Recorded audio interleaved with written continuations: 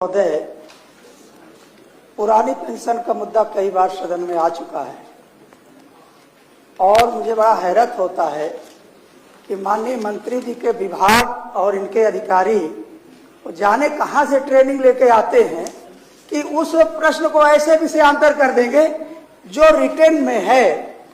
मैंने सिर्फ यह पूछा था कि पुरानी पेंशन व्यवस्था खत्म करके जो न्यू पेंशन स्कीम लागू किया गया है, क्या कर्मचारी संगठनों में कोई आक्रोश है शिक्षकों में? आपने उसका जवाब नहीं दिया है। आप जवाब क्या दे रहे हैं कि सब कुछ बहुत अच्छा चल रहा है। और धीरे एक मिनट भैया, काहे जल्दबाजी में बोलने तो दीजिए। माननीय सभापति महोदय, मैं माननीय मंत्री जी से यह जानना चाह रहा हूं कि 1 अक्टूबर 2023 को अटेवा के प्रदेश अध्यक्ष विजय कुमार बंधु के नेतृत्व में दिल्ली के रामलीला मैदान पर जो ये इकट्ठा हुई थी भीड़ लाखों की, ये क्या इस खुशी में इकट्ठा हुई थी कि हमारी पुरानी पेंशन खत्म कर दी जाए? माननीय सभापति महोदय, 26 सितंबर 2024 को पूरे प्रदेश में पुरानी पेंशन की मांग को लेकर के जन आक्रोश रैली निकाली जाती है। किस खुशी में निकाली जाती है कि आप पुरानी पेंशन समाप्त कर दीजिए। यह उत्सव हम मना रहे हैं। माननीय सभापति महोदय, अभी हाल ही में 1 अगस्त 2025 को इसी महीने पूरे प्रदेश में पुरानी पेंशन और निजीकरण को लेकर के आक्रोश मार्च निकाला गया। और माननीय मंत्री जी का जवाब क्या आया? माननीय मंत्री जी का जवाब आया कि प्रदेश में 1 अप्रैल 2005 से नई योजना लागू है, पूरा एनपीएस और नई प्रणाली सरकार के राजकोषीय स्थिति में संतुलन बनाए रखने तथा न केवल सरकारी कर्मचारी अपितु संगठन असंगठित क्षेत्र के कार्मिकों एवं समान जन के लिए बेहतर राष्ट्रव्यापी वृद्धावस्था सुरक्षा व्यवस्था विकसित करने के उद्देश्य से लाई गई है। अब प्रश्न मेरा क्या था? क्या पुरानी पेंशन बहाल न किए जाने के कारण कार्मिकों में सरकार के प्रति भारी रोष है? माननीय सभापति महोदय, मेरे प्रश्न से माननीय मंत्री जी का उत्तर 1-2 कोस नहीं, हजारों मील दूर है।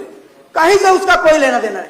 माननीय मंत्री जी, माननीय सभापति महोदय, आपको दिख रहा है ना माननीय सभापति, लेकिन उनको जो माननीय सभापति महोदय, लोक कल्याणकारी राज्य व्यवस्था में हर कार्य को हानि लाभ के चश्मे से नहीं देखा जाता। माननीय सभापति महोदय, आपका जो शिक्षा है, मुझे लगता है विश्व के सभी राष्ट्र इस पर सहमत होंगे कि दुनिया में इससे बड़ा, इससे अच्छा निवेश कहीं नहीं है।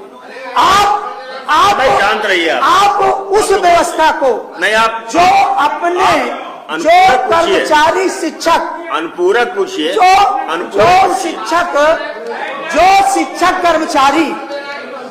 शिक्षक कर्मचारी माननीय सभापति महोदय, अब आप भी बोल लीजिए। जो शिक्षक कर्मचारी माननीय सभापति महोदय, भाई बीच में माननीय सभापति महोदय, करना अच्छी बात नहीं है। सच सुनने में इनके पेट में दर्द होने लगता है। नहीं मान जी, आप भी कोई कमेंट मत करिए, आप भी कमेंट मत करिए। मैं इसलिए कह रहा हूँ कमेंट करने माननीय मंत्री जी, माननीय सभापति महोदय, माननीय मंत्री जी खाली मुझे यह बता दें कि वह कर्मचारी शिक्षक जो अपने जीवन का क्रीम पूरी जवानी राज्य की सेवा में खपा देता है, क्या उसके योगदान को हम हानि लाभ के चश्मे से देखेंगे?